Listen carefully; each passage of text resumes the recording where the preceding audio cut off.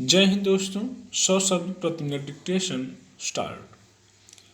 सर्वोच्च न्यायालय ने स्पष्ट कर दिया है कि किसानों को आंदोलन का अधिकार तो है, मगर वे अनिश्चित काल तक रास्ते रोक कर नहीं रख सकते। दरअसल एक नागरिक की याचिका पर अदालत ने यह फैसला दिया है।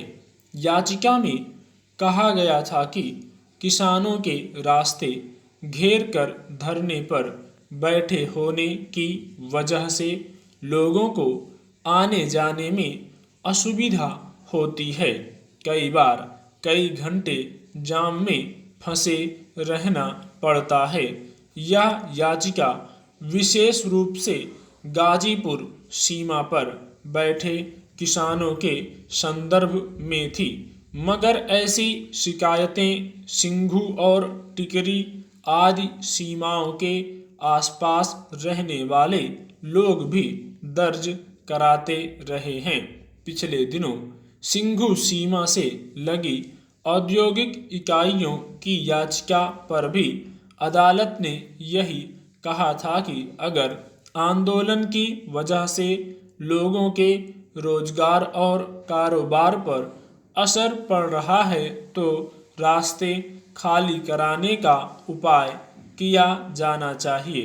सर्वोच्च न्यायालय का ताज़ा आदेश आने के बाद खबर आई कि गाजीपुर सीमा पर किसानों ने जगह खाली करनी शुरू कर दी है, मगर फिर किसान संगठनों ने स्पष्ट कर दिया कि दरअसल सड़क उन्होंने नहीं, पुलिस ने पक्की दीवार बनाकर घेर रखी है।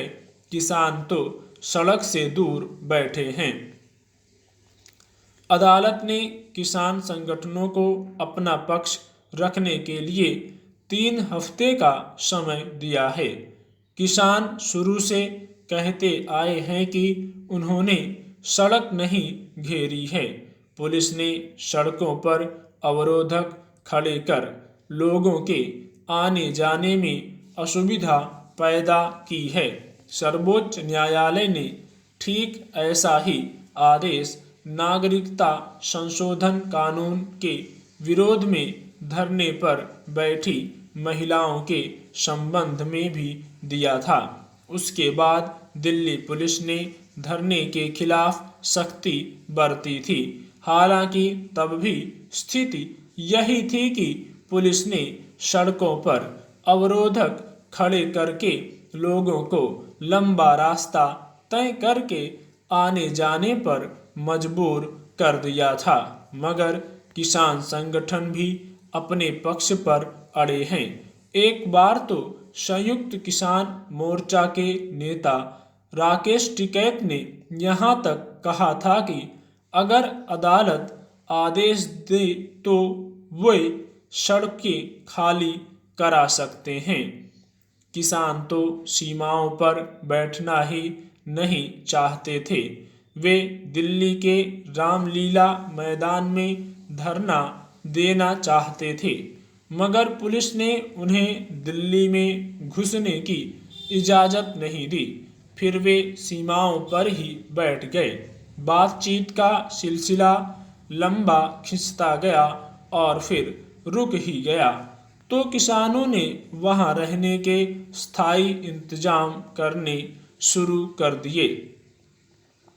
छिपी बात नहीं है कि धरने पर बैठे किसानों को परेशान करने की नीयत से पुलिस और प्रशासन ने तरह तरह के हथकंडे अपनाए। उनकी बिजली पानी की सुविधा छीन ली, फिर सड़कों के किनारे गहरे गड्ढे खोद दिए, पक्की दीवारें खड़ी करके उन्हें अलग थलग करने का प्रयास किया गया। गाजीपुर सीमा पर तो पुलिस ने कंटीले तार की बाड़ खींच दी, सड़कों पर बड़ी बड़ी कीलें गाड़ दी। उसकी इन हरकतों की खबरें विस्तार से छपती रहीं। अदालत की जानकारी में भी ये सब बातें होंगी, इसलिए जब किसान उसके समक्ष अपना पक्ष रखेंगे तो हो सकता है फैसले का रुख कुछ और हो, मगर सरकार इस हकीकत से मुंह नहीं फेर सकती कि उसकी जिद की वजह से किसानों का आंदोलन खिंचते हुए अब साल होने के करीब पहुंच गया है।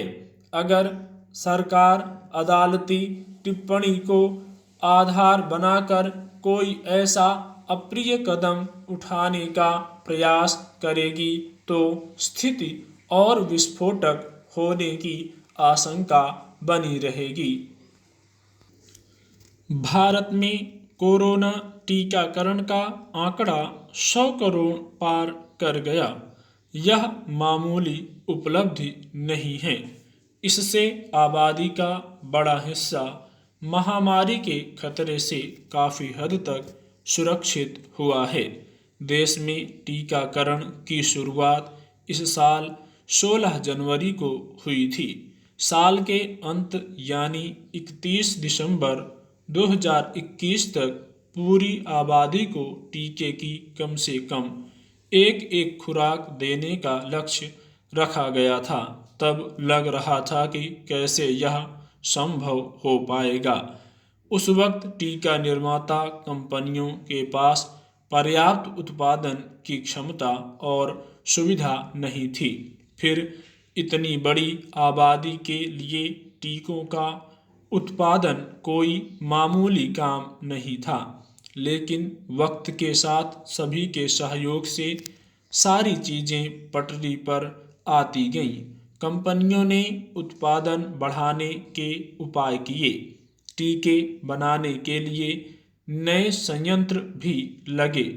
विदेशी टीकों को भी आपात इस्तेमाल की मंजूरी दी गई और सबसे बड़ी बात यह कि इस महाअभियान को कामयाब बनाने के लिए चिकित्सा कर्मियों ने अपने को इसमें पूरी ताकत से झोंक डाला। इसलिए अब 31 दिसंबर तक इस लक्ष्य को हासिल कर पाना कोई मुश्किल काम नहीं है।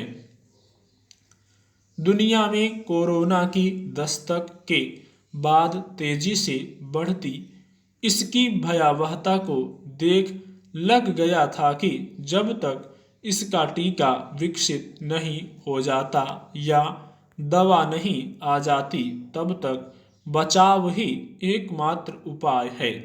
इसलिए देश दुनिया के वैज्ञानिक टीके बनाने में जुट गए थे। अपने देश में भारत बायोटेक ने भारतीय आयुर्विज्ञान अनुसंधान परिषद के सहयोग से कोवैक्सीन तैयार किया।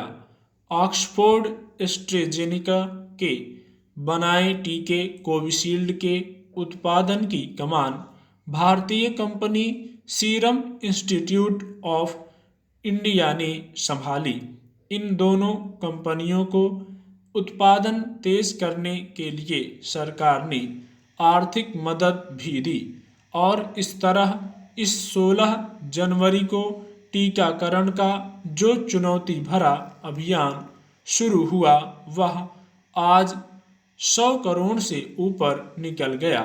सबसे पहले उन लाखों चिकित्सा कर्मियों व अन्य को टीका लगाने का लक्ष्य रखा गया जो देश को कोरोना से बचाने में जुटे थे। कुछ महीने बाद बुजुर्ग आबादी और फिर नौजवानों की बारी आई। हालांकि बीच बीच में ऐसे मौके भी आते रहे जब टीकाकरण की रफ्तार धीमी पड़ी। टीकों की कमी, टीका बनाने में जरूरी कच्चे माल का संकट और कंपनियों की सीमित क्षमता जैसे कई कारण रहे। इससे एक बार तो लगने लगा था कि साल के आखिर तक पूरी आबादी के टीकाकरण का लक्ष्य हासिल हो भी पाएगा या नहीं। दूसरी लहर में भारत ने कोरोना का जो दंश झेला है उसे कभी भुलाया नहीं जा सकता।